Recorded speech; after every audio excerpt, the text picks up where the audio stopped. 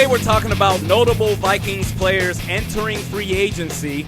There's going to be a significant overhaul on this roster, but who stays, who goes? Let's get right into it, starting with Anthony Harris. Terrible season, no doubt. In 2019, he was first team All-Pro. 2020, he was an absolute disaster. The Vikings, they are definitely going to move on from their safety. However, I will say, I don't think it's fair for what we saw this past 2020 season from Anthony Harris. I don't think it's fair for that to be indicative of who he is as a player moving forward. I think he's a lot better than what we saw from him this past season.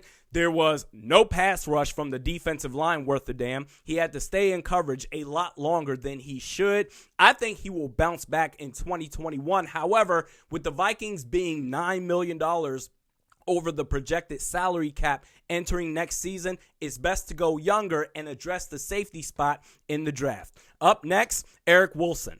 This will be interesting because I wonder what Eric Wilson's agent thinks his client's value is. So this past 2020 season, Eric Wilson had 122 tackles, 3 sacks, 8 TFLs, 9 quarterback hits, and 3 interceptions. That's pretty impressive. But I think because of the Vikings' loyalty to Anthony Barr, they are going to let Eric Wilson go. I know Eric Wilson struggles in missed tackles. I know he struggles against the run. Still, despite those flaws, he still has proven to show that he makes more plays, more splash plays than Anthony Barr. Think of it like this. The missed tackles of Eric Wilson is the equivalent of Anthony Barr not being in a position to make tackles in the first place. Anthony Barr's career high in a season, 79 tackles.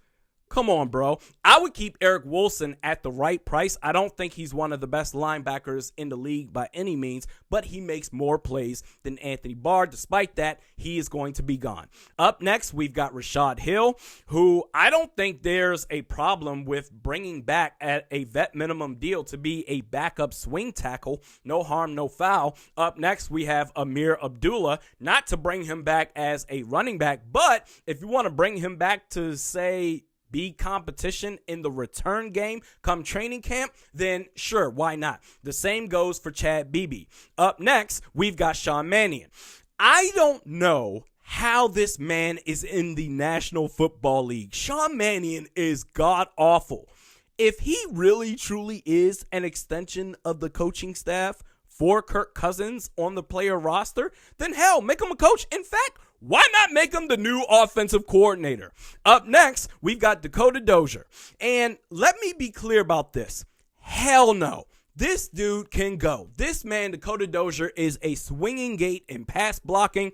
I mean, why not, if anything, assuming that you do nothing in the draft, nothing in free agency, hell, upgrade Dakota Dozier with Brett Jones at left guard, who's also a free agent. I don't understand why we keep bringing this man back, Brett Jones, just to continuously disrespect him. The last 2 years for the Vikings, he's been an upgrade at guard while sitting on the bench at the same time. It doesn't make sense. Up next, we've got Jaleel Johnson, and I'm going to include Ifeadi Odenigbo in this as well. Them dudes can go. Them dudes can kick rocks. The defensive line was the biggest issue for this Minnesota Vikings defense. There was no pass rush from the outside. There was no interior pressure. Ifeadi Odenigbo, fool's gold when you traded for Yannick Ngakoue. Nah, man. Vet minimum deal to be a backup? Sure, why not? But as far as being a starting edge rusher, that ship has sailed. Jaleel Johnson, you can go too. Lastly, Mike Boone. I say yes. Bring him back. You're not going to break the bank for him anyway. You can bring him back on a vet minimum deal. And I tell you what, maybe this is a hot take. Maybe it isn't. I don't care.